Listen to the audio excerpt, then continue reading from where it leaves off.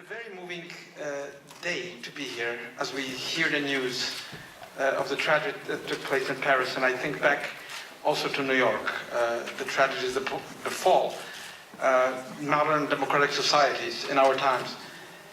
And I've always thought that, there might be answers on civic levels, on military levels, on political levels, but in architecture, the answer to such monstrous deeds is the affirmation of life, is the affirmation of society, the affirmation of democratic values. And indeed, I was very fortunate to work here in this beautiful city of Mons, a historical city, a city that shows that it's not just about big ideas, but about cities themselves competing to create a better world, a better society. And it was here that I realized that building this building, a place for people, is indeed the celebration of the open society. It is to bring people in, to create events, to be able to appreciate the connection between the great traditions of the city that you see from our observatory deck, from the promenade as you ascend the building, and a building that fosters mutual respect, mutual appreciation, something that is against the xenophobia, the hatreds, the violence that we see this all too often displayed in our contemporary world. So what is the building about? It's very difficult for an architect standing in a building to try to explain the building. But I can tell you that my first idea was to plant the rose on the other side of the tracks. We know that there will be a beautiful station, but the building will extend the connection between the old city and the new city. And like a rose, the two form walls, one metal, one wood, really create the spatial organization of the building in an almost organic way, where all the ecological sustainability mechanisms are integrated in the spatial form of the building in terms of proportions, light, materials, and I think at the end the pleasures of using such a building in an everyday life. So what can I say? An architect should not be speaking about a building. It's like speaking about a child's photograph and the child is standing next to one. Really, please take a walk around the building. See that it is, as a public building, meant to give the public the ultimate access to the building. Not only on the ground level, but the building lifts itself off, gives view into the building, creates a promenade which is completely public right up to the vertex of the building, which is not a vertical point. It's a kind of horizontal point which allows one to see the belfry of the cathedral and to appreciate that the building is not a standalone building, but is really a response to the amazing historical panorama that is really not finished, but it's really taking place as we speak around the new railway station and in the new part of town along the new river recovered through actually building this building. So, the building is really something to be experienced. Architecture is the one thing that cannot be put into words. If it could be put into words, it would be left to novelists. If it could be put into pictures, it would be left to artists.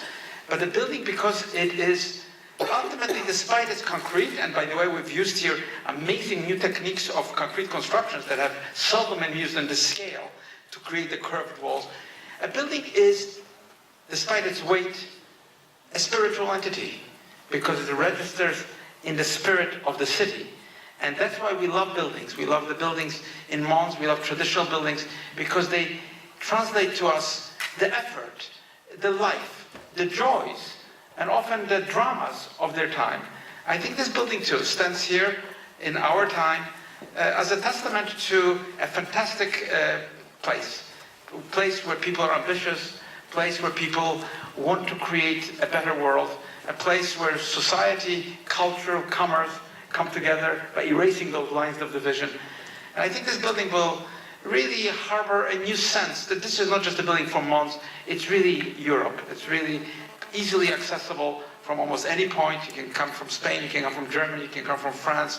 It's really in the heart of Europe where so many incredible things have been invented, but most of all, what has been invented in Europe is the notion of freedom of the individual, freedom of society, freedom of development.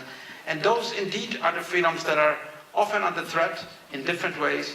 And yet, to me, a building, the construction of the building itself, the team that makes it work, because it's, even to build a small thing, even to build a chair, which I designed here, it takes such an effort. It's such a small, irrelevant, almost prosaic kind of thing, just something to sit on.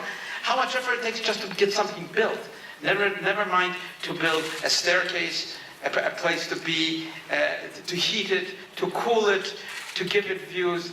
That it is something we should not underestimate, because our cities really are about that. They're not only about the abstraction of cities, but they're about the reality of how people live and what they can do. And I think, to me, nothing could be more important than a place that brings people together. And really, we need it. In a time of such fundamentalisms, of fear, of xenophobia developing in the right and the left, I think we have to create a society that really mirrors the founders, really the great thoughts of the Greeks, of others who thought that the best way to live is to live in freedom. So thank you so much. It's such an important day. I'm very moved to be here. Thank you so much for coming. And I really thank you for a building is not made by an architect. Most people think the architect sits and makes the building. It's not true. It's made by so many people from so many different angles. I think that's what makes architecture this extraordinary art, which is not really comparable to anything else, because it is only comparable perhaps to music, because it's very precise, very accurate, but it is performed by orchestral forces that are almost unforeseeable. And you need every single individual, including finally the people who will come to this building and make it live. The building has been finished, but as Pascal said, it's only beginning its journey, because it begins to live only when people start having fun, enjoying, thinking, meditating, and using this building as part of the fabric of Mons, Wallonia, Europe. Thank you so much.